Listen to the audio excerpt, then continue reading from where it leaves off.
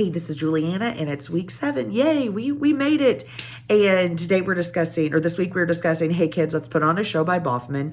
And I don't think it's been a secret in the last few entries and video entries that I've said I'm not a big fan of this book.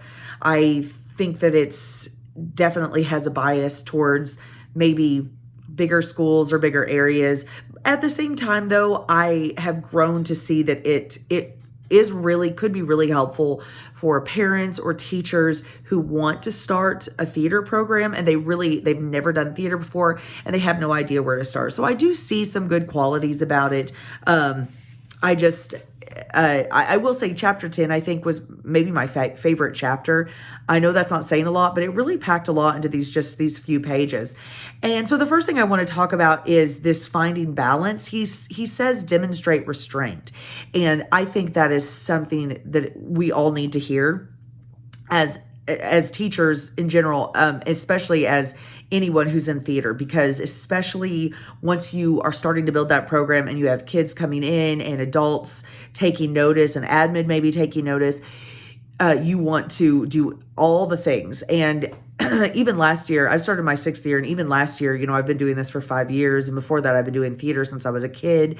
But last year we had like a really great slate of shows. And so this year I was like, oh, we're going to do a fall play and a one-act competition, and we're going to go to the festival, and we're going to do a spring musical, and we're going to do a Christmas show, but it's going to be directed by the seniors. And it was too much. It was too much. I really needed to stop and demonstrate restraint for myself and for my kids, because we are going to get burnt out if we try to do all these things.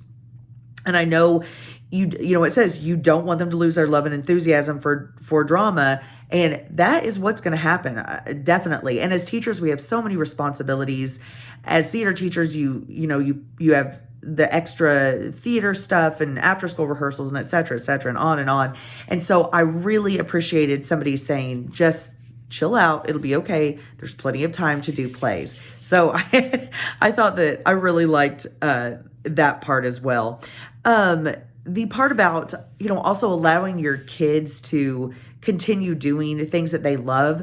I have such issues. I know we all do. I think we've talked about this in previous weeks. We have such issues with getting kids to show up for rehearsals, to choose us over other things, or rather not choose, but, to make commitments and everything. But that's just how the world is now for community theater, for high school theater, for, elementary theater. You just have kids that have a lot of other stuff.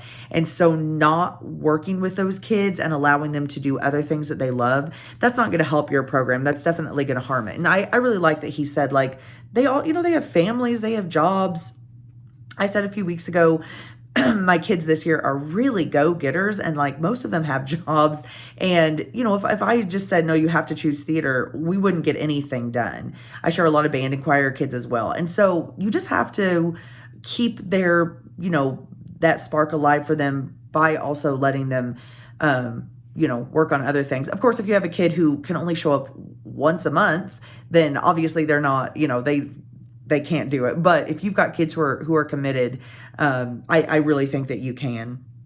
And then finally, this triple threat ability that he talks about for, kids who have been in principal roles before. I really love that, because I'm actually going through that or I was going through that when I was casting Addams Family. Is I have these kids who are so, they've been the lead for a lot, because they're good and they know what they're doing.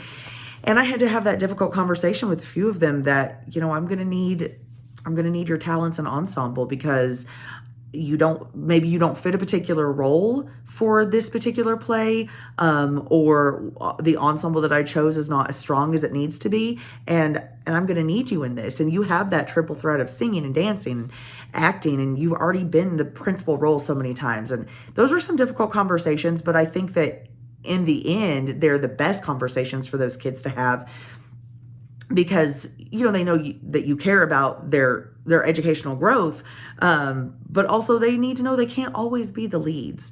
And I think that may be one of the best things I personally can do for kids is be like, I know you're really good, but you just didn't deserve this one, or you just didn't work hard enough for this one, or maybe you did a great job and there just wasn't a role for you. So it's always really hard. It was a really terrible conversation. She cried, I cried. I imagine there's going to be more tears in the future. But anyway, overall, yeah, it was a great chapter. Thank you.